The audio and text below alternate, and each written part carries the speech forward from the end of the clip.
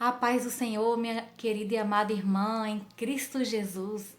Mais um dia na presença de Deus, mais um dia falando sobre as mulheres da Bíblia. E hoje nós vamos falar de uma mulher que está no livro de Juízes.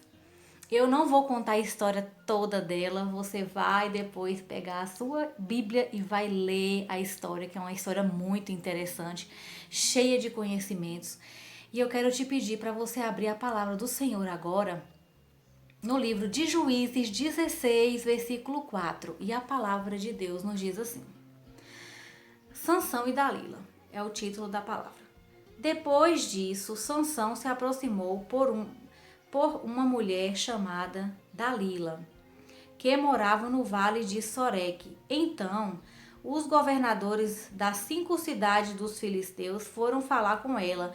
Eles disseram assim: dê um jeito de Sansão contar a você, porque ele é tão forte, como é que o poderemos dominar, amarrar e deixar sem defesa. Se você fizer isso, cada um de nós lhe dará 1.100 barras de prata. Amém?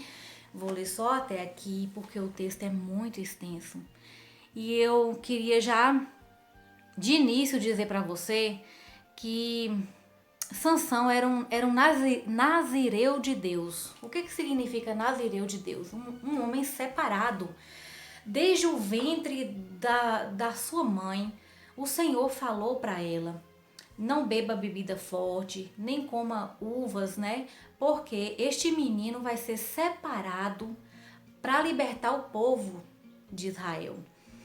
Então, porque assim, de tempos em tempos, Deus ele enviava um libertador para o povo. Porque naquela época o povo andava oprimido, os outros povos dominavam, massacravam, faziam do povo de Israel escravos. Então, assim, de tempos em tempos, né, Deus enviou Moisés, né, Deus enviou o próprio Sansão. E por último, Deus enviou Jesus para salvar nossa alma do opressor. Então, assim, quando a gente pega as escrituras para ler, a gente vê que o povo de Israel errava muito, pecava muito. E aí Deus permitia que este povo caísse nas mãos do inimigo. Aí quando o povo clamava, se voltava a Deus de novo, o Senhor permitia que alguém se levantasse para libertar aquele povo do opressor, daquele povo que oprimia, que fazia deles cativo. E aí foi quando Deus falou que Sansão seria um dos que libertaria o povo. Então Deus ele deu essa incumbência para Sansão. Então qual era a função de Sansão naquela época? Libertar o povo de Israel da opressão dos demais povos que faziam com que eles se tornassem escravos, né? Matavam, torturavam. Era muito ruim, era difícil demais. E aí, só que Sansão, ele se desviou da sua real missão. Deus, ele deu para Sansão um poder sobrenatural, porque aquela força que Sansão tinha não era natural, não era humana. Ele tinha uma força muito grande, e Deus orientou para a mãe dele: olha, não corte o cabelo dele. Porque na realidade a força que Deus deu era representativa, era através dos cabelos dele. Então não poderia cortar o cabelo, porque se cortasse o cabelo, ele perderia as suas forças. E aí, como é que as pessoas sabiam que ele tinha essa força sobrenatural?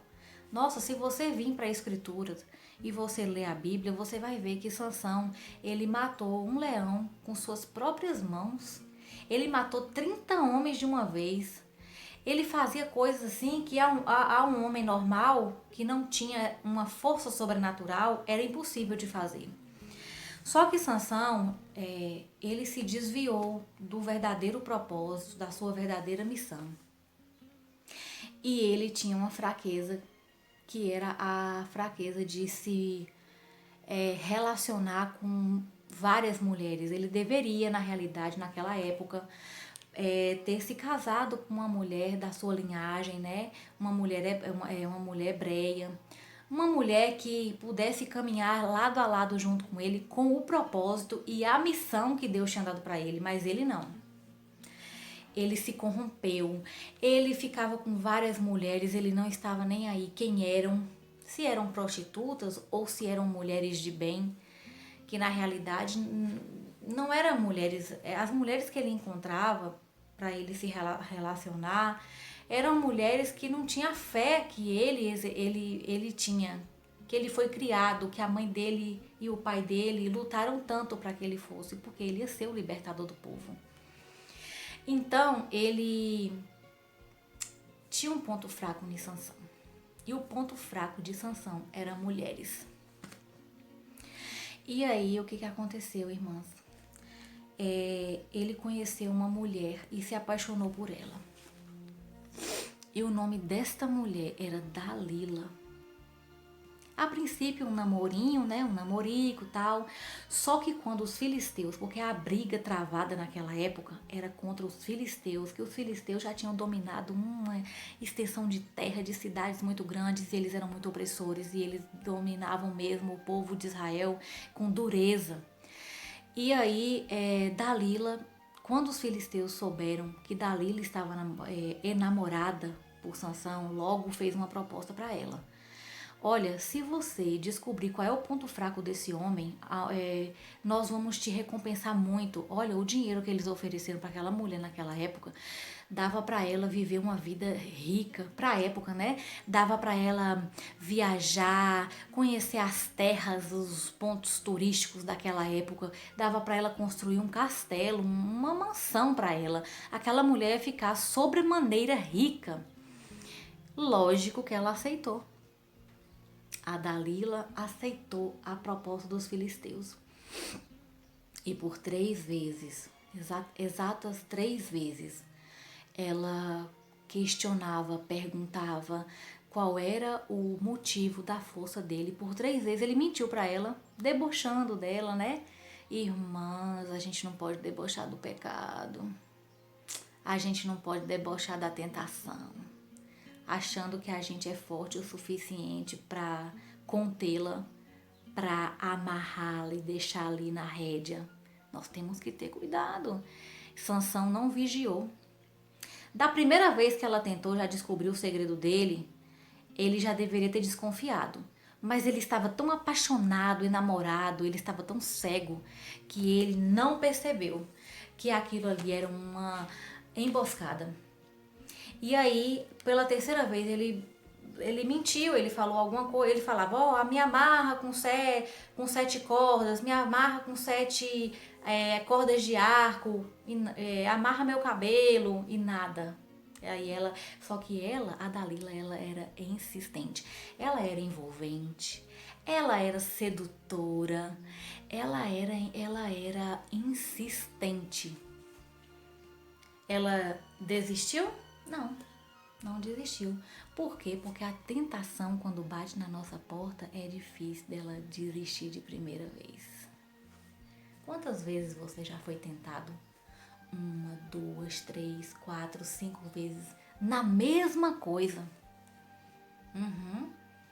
Naquela mesma fraqueza. Porque o diabo, ele não desiste de nos derrotar. E aí Sansão, ele acabou contando para Dalila a verdade. Ele falou, se cortar o meu cabelo, eu vou perder a minha força. Imediatamente, aquela mulher chamou os guardas.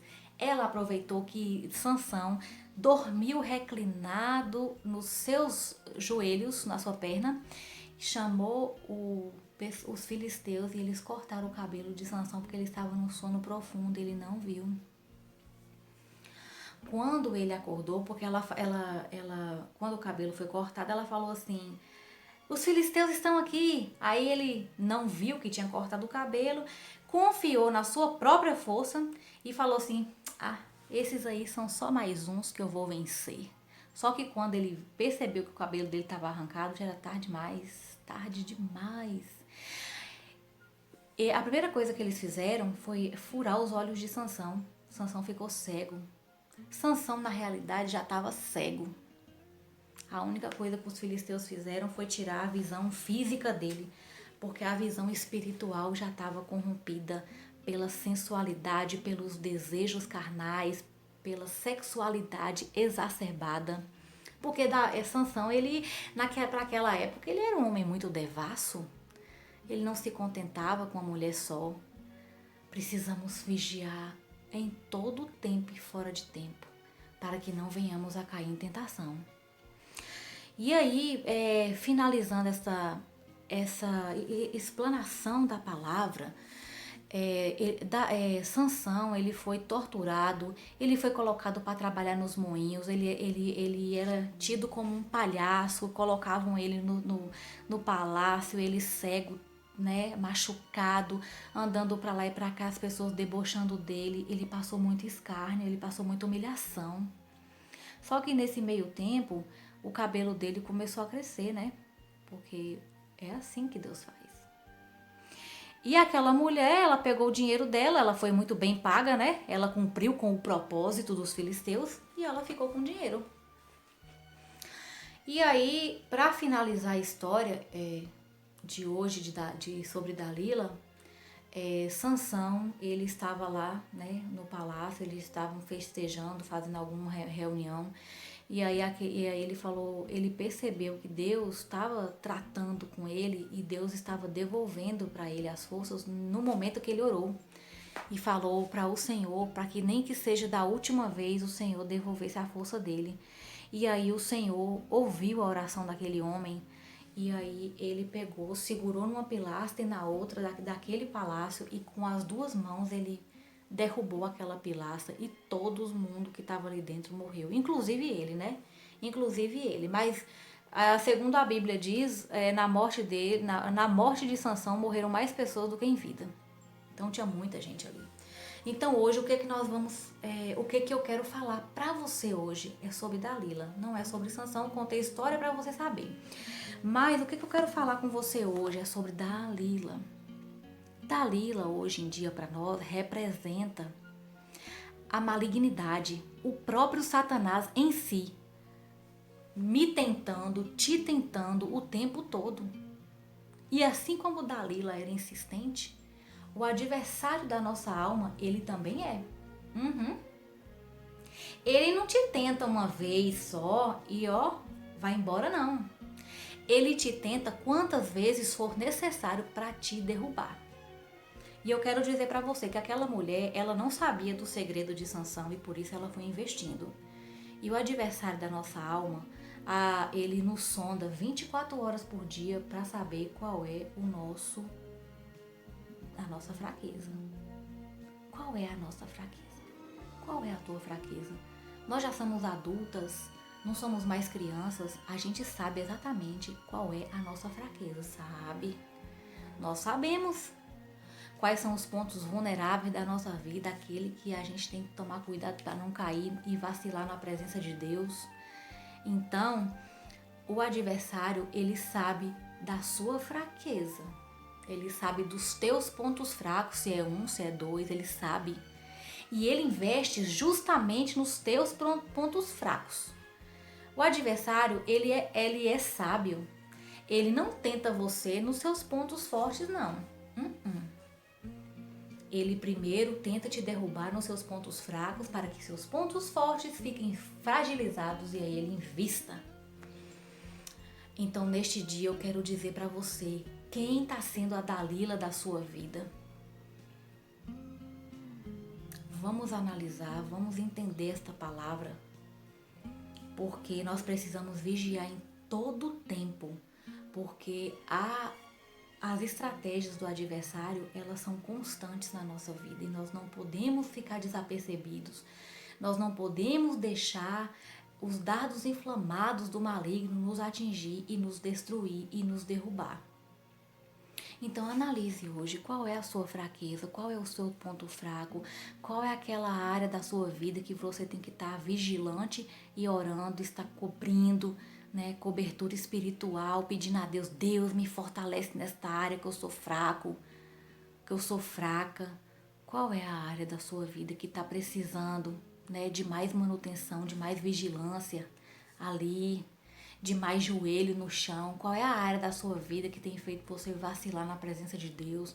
Qual é a área da sua vida que tem feito o coração de Deus entristecer porque você não tem cuidado dessa área, né? É na área dos pensamentos? É na área das atitudes?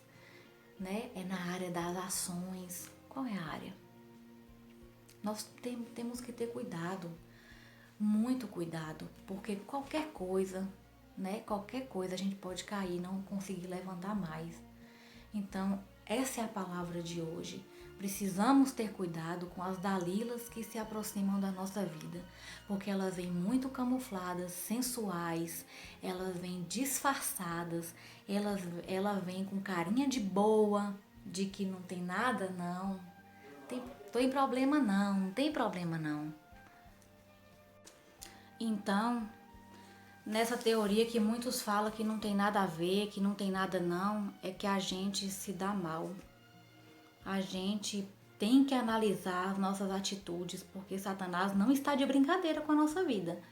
Assim como ele não estava de brincadeira com a vida de Sansão, ele não está de brincadeira com a nossa vida. Vigiemos em tempo e fora de tempo para não cair em tentação, porque só você sabe a área de fragilidade da sua vida.